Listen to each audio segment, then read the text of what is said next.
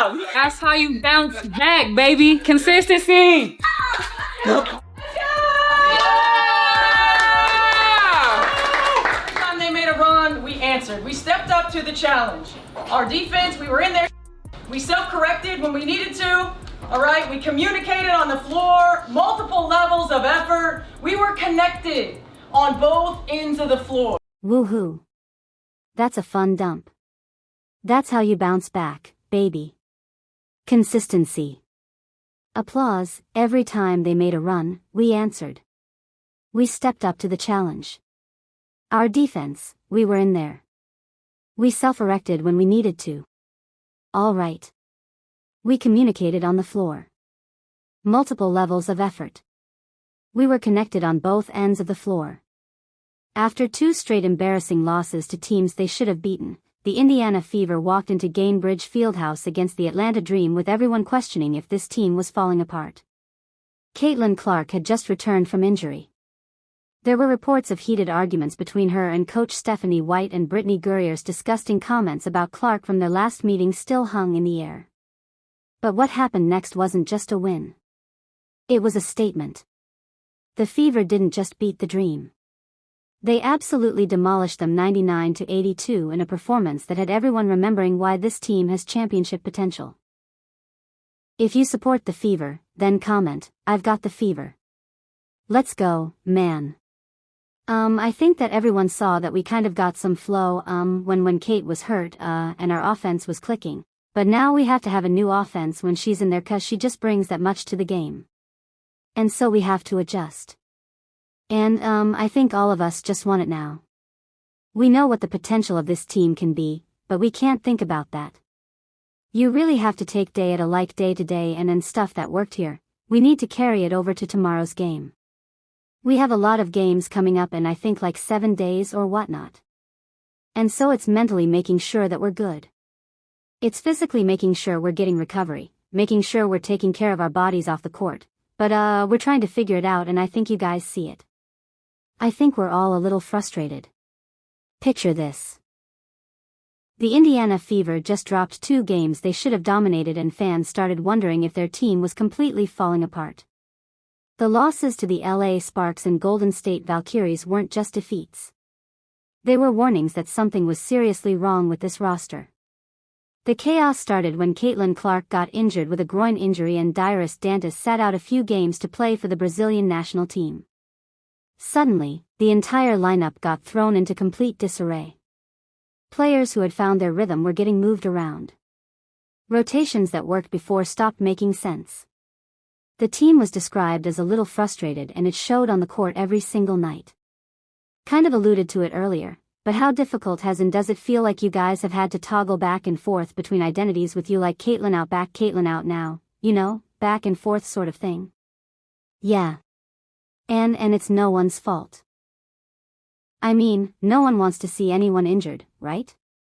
And it's when she is playing with us, we play a different style basketball. And, it's almost like 2 different teams, right? When she's with us, you play a different style.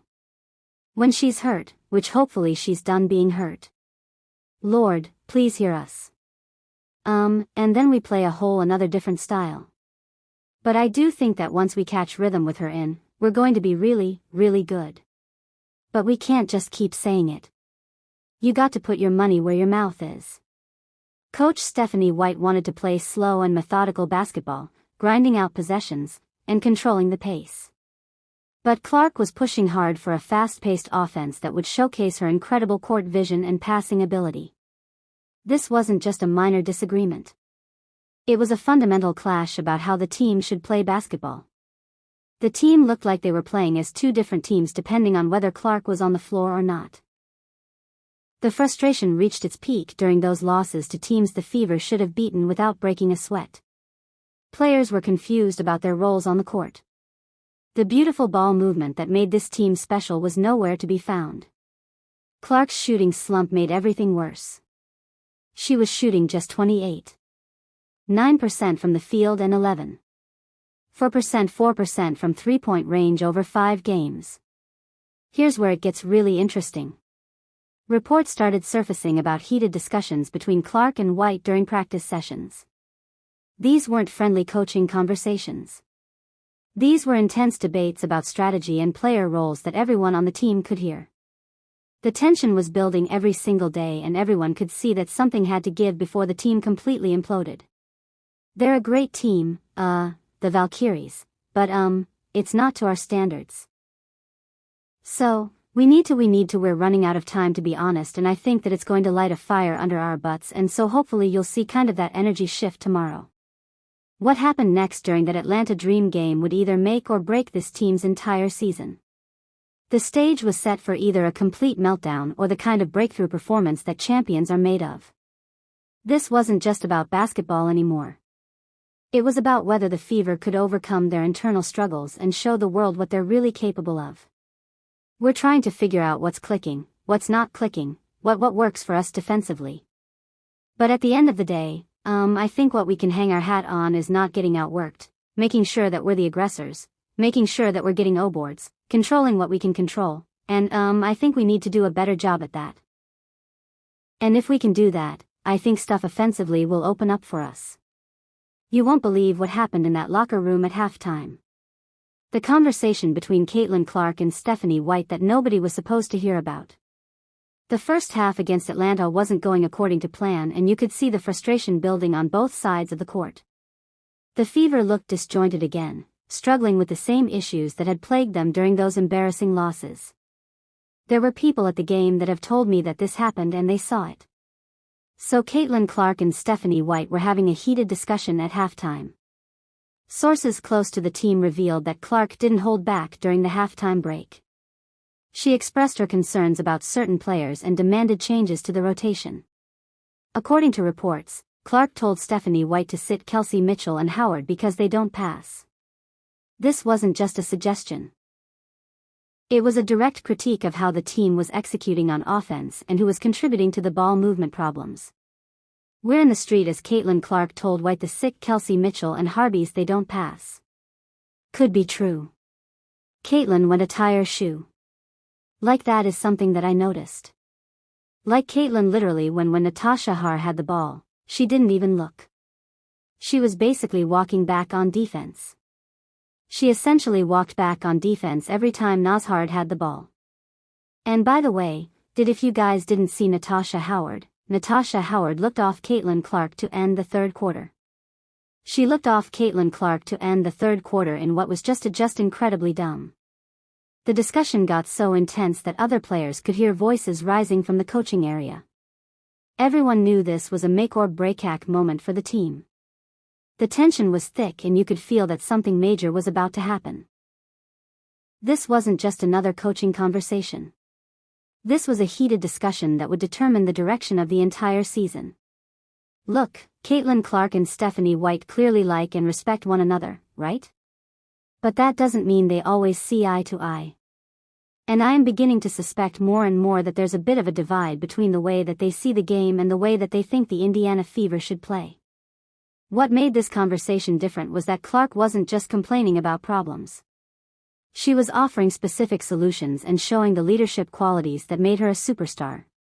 She saw exactly what was wrong with the team's offensive flow and wasn't afraid to call it out directly to her coach. White had to make a choice right there in that moment. She could stick with her original game plan and hope things would turn around, or she could trust her star players' instincts about what the team needed to succeed. The beautiful thing about this moment was watching two competitors who both wanted the same thing to win, figure out how to make it happen together. You can just hear what they have to say and connect the dots a little bit. Not to mention, it didn't go well against the Golden State Valkyries. That was obvious to everybody, of course. Just a rough performance from the Fever, and on its own that wouldn't be that big a deal. Clark just back getting her acclimated, all those things. But it's these repeated statements or this issue that seems to be lingering under the surface when it comes to the team's offensive identity. That is interesting. The real test would come in the second half when everyone would see if their heated discussion led to actual results on the court. That halftime argument wasn't a sign of dysfunction. It was the moment when a good team started becoming a great one. The chemistry that emerged from that honest conversation would become the foundation for everything that happened next. Remember those disgusting comments Brittney Griner made about Caitlin Clark? Well, the Fever made sure she paid for every single word during their revenge game against the Atlanta Dream. The last time these teams met, Griner didn't just play physical defense.